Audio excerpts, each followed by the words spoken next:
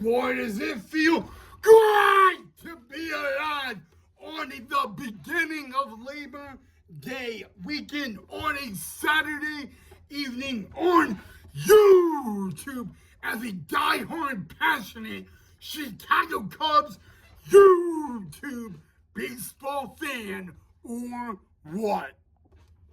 Hey, Chicago Cub YouTube Nation, hope all you guys are having a great start to your Labor Day weekend and a awesome Saturday as well. By the way, happy Saturday. Maybe for some of you, happy Sunday.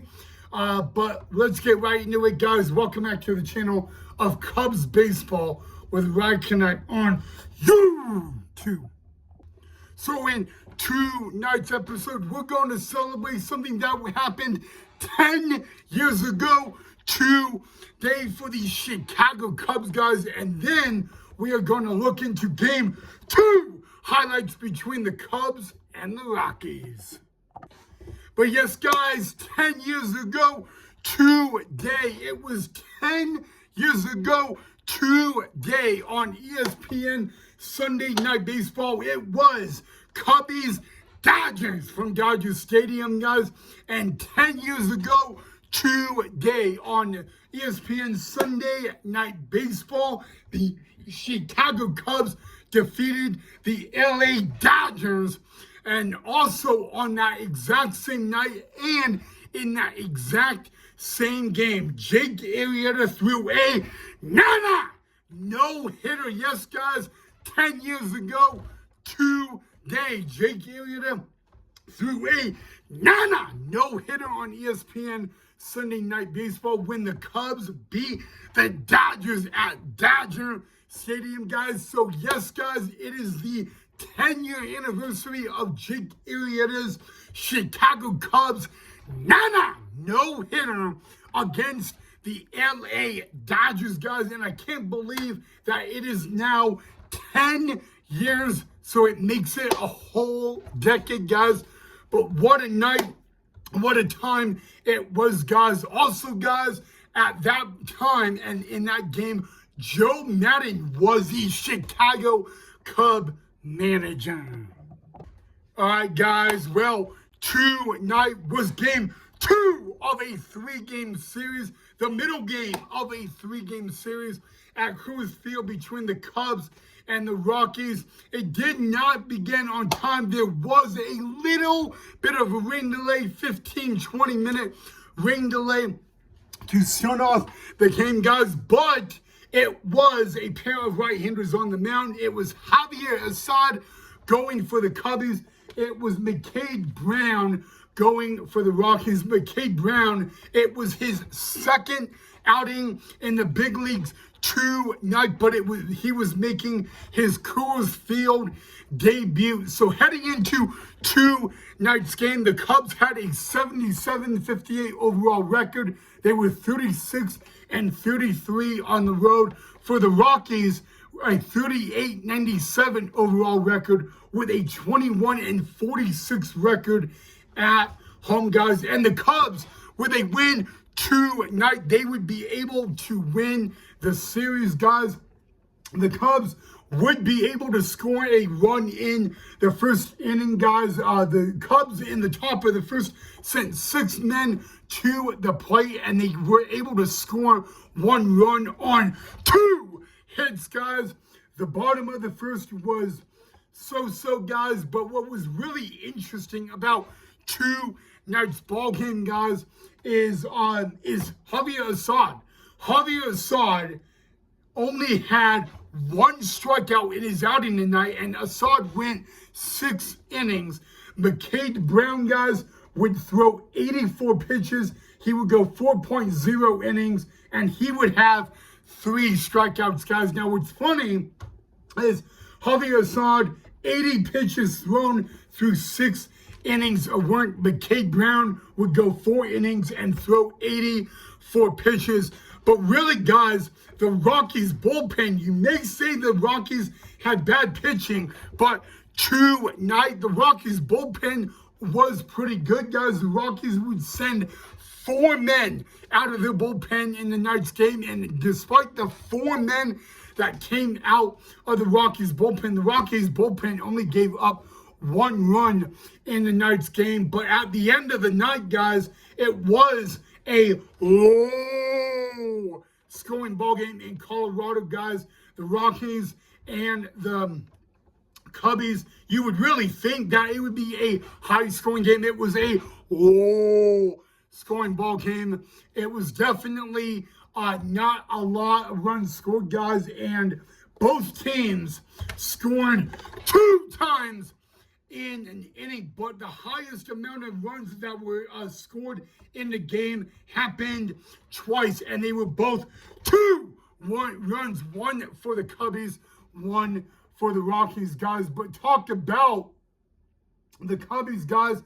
The Cubbies struck out 4 Rockies in the entire game tonight. So not a lot of Rockies struck out tonight, and the Rockies are a team that strikes out a lot. But tonight was not the night on the strikeout. The Rockies were able to strike out 4 Cubs guys. But what was really surprising, the Rockies, they're one of the teams that strike out the most in MLB. And that was not the case tonight, guys.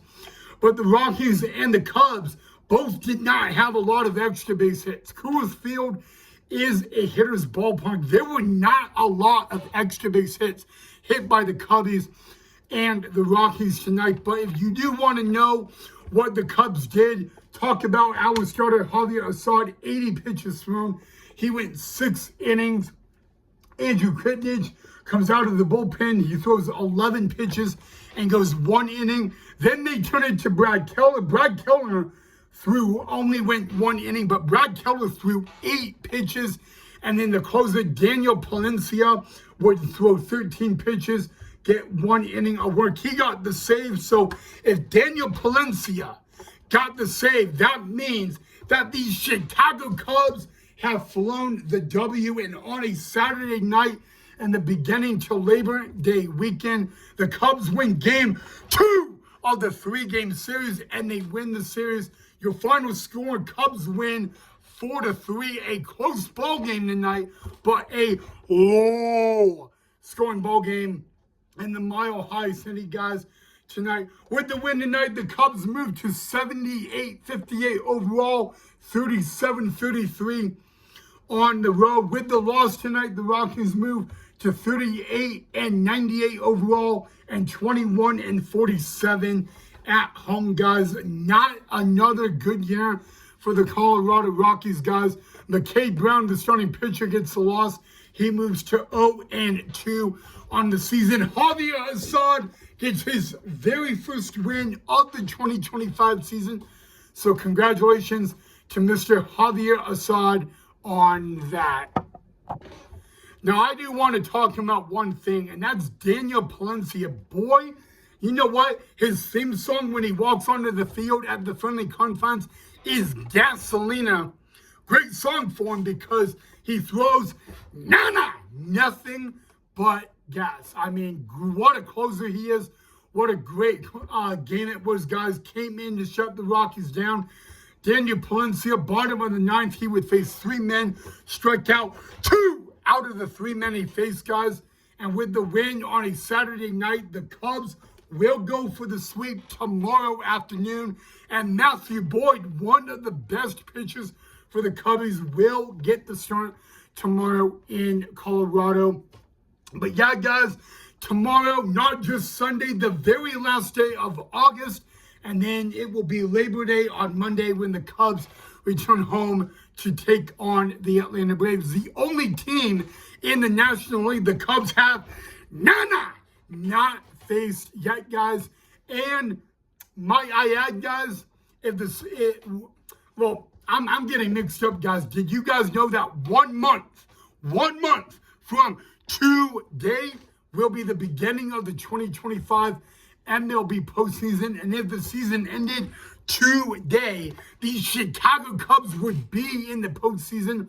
It would be their first postseason berth since 2020, and it would be the first time that Craig Counsell would be a Chicago Cub manager and take the team to the playoffs. So yeah, guys, a lot looking good for the Cubs, guys. They go for the sweep for the Rockies tomorrow afternoon. Again, Matthew Boyd will get the start for the Cubbies.